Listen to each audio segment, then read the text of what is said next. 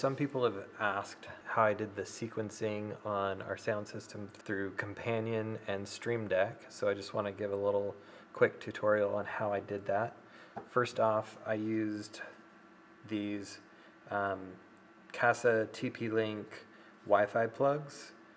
These ones are the EP10, I think HS100 or HS200. Those also work, but these were the 15 amp ones. I think the HS100s are only 10 amp. So basically what I did, I've got sound system on, sound system off, and a audio preset. I also have a video system on because I've used these TP-Link plugs to also power our cameras. We have remote cameras up in the soffits there. So I've got a preset for the Midas M32, and I've got sound system on and off. So what I did here is, just going to record the screen. So what I did here is, so I've got BitFocus Companion running, and once you have your Stream Deck and BitFocus Companion software installed, you can go through and add your devices. So I added my Midas M32, and then I added all of my smart plugs. So you add a new plug-in for each one of your smart plugs. So you add that in there, and once you've got one, let's edit this one. So what I do is,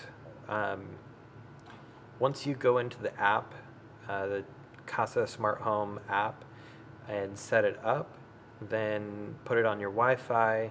You can then see it on the Wi-Fi, go into your router, and find out what that IP address is for that. And I generally try to set those as a dedicated IP, so it's not bouncing around. And then you can't manually set the IP, but in my Unify system, I can say this is now a dedicated IP for this device. So I've got that in there. We've got target port 9999, and then label each one as far as what it is. The best thing you can do about everything is label it. The more you label, the more information you have, and the more information you have, the better your life is going to be down the road. Because it's almost impossible to memorize every single thing that you ever have to do here.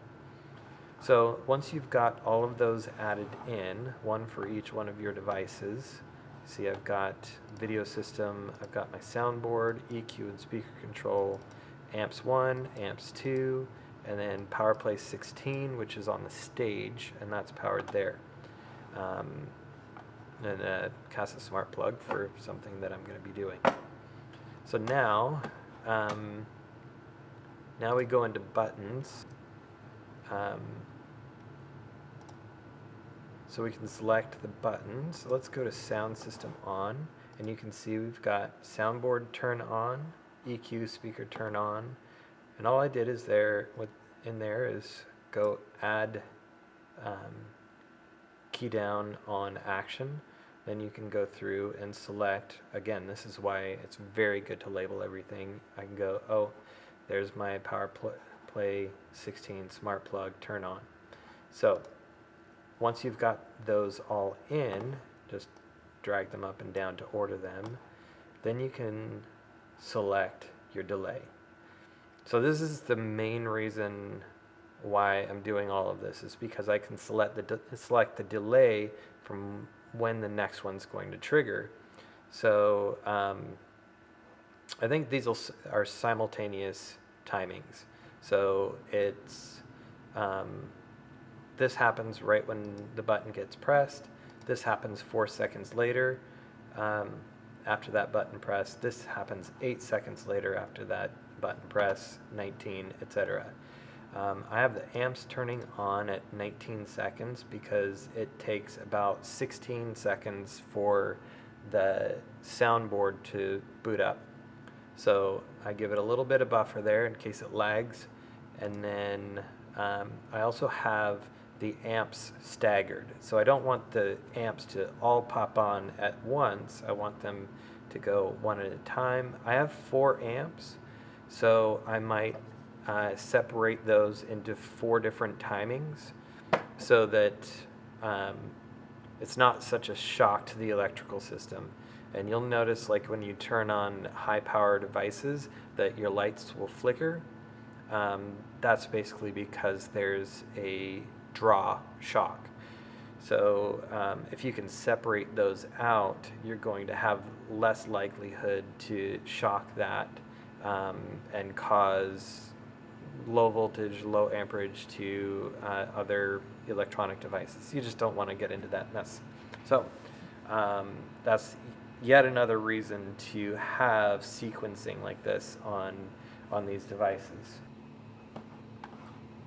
So I have the Stream Deck app open, and now you go in, you have to go right here to the Stream Deck store and type in companion, and then add the companion button. Once you've added that, installed it, you can go in here and then add a companion button wherever you want. And then you can select which number button that is going to be. So, as you can see, sound system on is number 10. You can also take a look at it here. It says 110. So we can go in here and you can set page 1 button 10, or you can set it dynamic. So page 1 button 10, and then leave the title off because the title is baked into the button. So there you go. So now let's come here and we'll turn on our sound system. So now this starts firing up and goes through its boot procedure. Our speaker control and all that is the power for that. So that's fired up. So now our amplifiers are coming up one at a time, and everything is up and going. So now you can see I've got everything turned off. I can hit this soundboard preset, and that pops up.